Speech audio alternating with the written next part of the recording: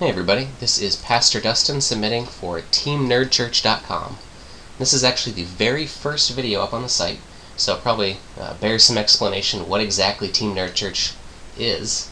And the name really says it all. First of all, it's a team. It's not just one guy submitting videos. I really like everybody to think of this as a team effort. And so, I'll be active in the comment section if we can get some constructive criticism going back and forth, and really make this a team effort. If anybody else wants to submit for the site, you can always throw a video my way and see if you could be a contributor. I won't pay you, but if you want to do it for the love of the game, that's cool. Second thing is that it is nerd. It's not necessarily just Magic the Gathering, but that's all I'm doing for right now. But we might see some Hex videos or something else like that later, but it's for nerds in general. And the other thing is that it's church. I am a pastor in the Evangelical Presbyterian Church, but I am excited not about just doing stuff within the church walls, particularly because I grew up as an atheist and I had nothing to do with the church when I was first growing up, but I like to take it outside the church walls. And so one of the places that I do that is my friendly local gaming store.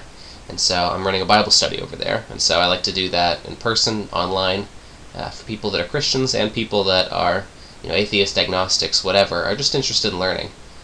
So the site's all those things. So I invite you to come be a viewer, maybe submit something, and join me on the journey. So here we are. We've got a sealed deck. This is actually my least favorite format, but I'm trying to get better at sealed deck because I've got a PTQ that I am preparing for coming up, and it is a sealed deck for the Swiss rounds. So I'm going to try this out. So I think the very first thing that I'm going to do here is to go through and find out all my bombs. I'm going to put my bombs on the bottom. So let's see, we got Juggernaut. Let's see, Tyrant's Machine. It could be playable. It's not exactly a bomb. And that's about it as far as bombs go for the artifacts. Hornet Queen is obviously a bomb, but you have to be heavy green for it. So you've got Siege Worm. It's not necessarily a bomb, but it goes pretty well in that. Right, a pain there for you to see. Let's see what else. Carnivorous Moss Beast. Again, not a bomb. Could be on the top end. Solid, but not a bomb. Solid. We've got a lot of solid green stuff here. Okay, Ring Finder fine. We've got a couple fine Runeclaw Bears. Okay, Sunblade Elf is pretty strong, and we've got a Mystic here. Alright, so we've got a lot of solid green, only one real bomb. Scrapyard Mongrel's pretty solid stuff. Let's see. We probably have a couple of artifacts here, especially if we ended up having to go with the Bronze Sables, which you never hope for, but it's a possibility. And with two Scrapyard Mongrels, man, that's strong. We have two Paragons, which are also really strong. Crucible of Fire. I actually have a standard deck with that, but it is not really playable and sealed. Alright, the Enforcer's really strong if you've got a heavy red deck. Sliver, that's okay. Impulse is more of a sideboard. Torch Fiend's okay. Lightning Strike is really strong. And Marauder is good. Clear Path, that's sideboard material. Okay, so we've got plenty of solid green, plenty of solid red. I really like to play the red, although we don't have quite as many creatures as I would like for the Paragon. Let's see, what else do we have? Covenant's fine. Make the Graves is okay. Shadow Cloak is alright. Which is familiar, just alright. So far I'm not seeing a whole lot in black that just screams play me. Necrobite's fine. Got a couple of good Signing Bloods. That's alright. Ulcerate's really good. Typhoid Rats and Crippling Blight. Alright, so right now I'm not seeing enough in black that really makes me want to play it. So I'm going to hide all the black for now. Let's move over toward blue. Just okay. Meh. That's a lot of Chronostutters. That's a lot of 6-mana Chronostutters. Okay, we've got Nimbus of the Isles, which is pretty strong. Statue to Denial, which can make the deck. Polymorphist. I don't know if we really want to polymorph anything here in Sealed. Path Mage is strong. And Crust is good, but it's double blue, and I'm not seeing enough blue to justify that so far. This one's pretty strong. Mind Sculpt is garbage. Military Intelligence is okay. And Void Scaler. Okay, so I'm not going to completely turn out the blue quite yet, but I don't necessarily think it's going to make the deck. Right now it looks like a red-green build. We have a lot of white here, so we have to figure out what we have. We're not playing Meditation Puzzle. I don't care if it costs 0. It's just life gain. Tireless Missionaries is filler. Oh, we have 2 Sanctified charges. A Razorfoot Griffin, which is good. 2 Paragons. A Warden, which is strong even if you don't have anything that's exiled. Midnight Guard, again, pretty solid. Heliod's Pilgrim, depends what kind of auras it's going to look for. Wall of Essence, it could possibly make the deck. Sungrace Pegasus is fine. Spirit Bonds is excellent. A couple of okay, so we're definitely going white. So now the question is white and what? Let's get all the definite white cards in first. We got Selfless Cathar. Excellent. A couple of Sanctified charges. No-brainers. Solid Flyer. We definitely want our Paragons in. The Warden is good. We'll have to see if there's any way to get anything in exile. Midnight Guard, it's got that pseudo-vigilance kind of ability. Can be even better if you can flash something in, like the Raise the Alarms. Speaking of which, let's put those in without thinking about it. Spirit Bomb. I'm sorry, Spirit Bonds. It's a little bit of a Freudian slip, but it is a bomb. This thing just keeps on pumping out value. Especially when you've got stuff like the Cathar and the Sanctified Charge and Paragons. It's just crazy. Let's see. We'll hold Pilgrim out here for now. What else do we have? Pegasus is a fine card. Skirmisher is solid. Shields? Maybe we want shields. I guess it depends on what we're really protecting. I think in particular, do we want to protect the Paragons?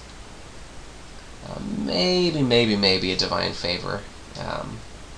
I think I've got too high card quality to be playing Pilgrim Favor just for that. Okay, so we've got about 13 here. So what are our strongest ones over here? Now the Paragons are only really good if you get a whole bunch of red creatures. They pump each other, they pump the Enforcer. Belligerent. Okay, so no Juggernauts going in, so let's make that decision. I'm drawn over here to the green. I mean, there is a lot of really good red right through here, but I've got 2 Sunblade Elves. And the 2 Sunblade Elves, with all the token kind of stuff that I've got going on, is pretty strong. So we could do that. Of course, you gotta play the Mystic. Probably getting a couple of Runeclaw Bears. Bears are always good. More of a sideboard card. Shaman of Spring is fine. And then just kind of round out some of the fat here. Got a lot of 2-drops. We're missing some 3s, unfortunately.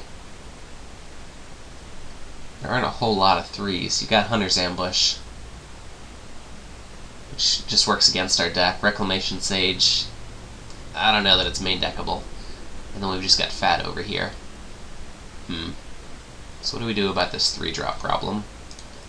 I think one of the things that we do is we play these Willforged Golems, because they could end up being 3-drops with all of this stuff down here. So those are going to make the deck, which already gets me up to 22. Okay, so I've got all this little green stuff down here around the bottom. And then a Hornet Queen, Siege Worm. These are too bomby to pass up. So I really do want to play both of them.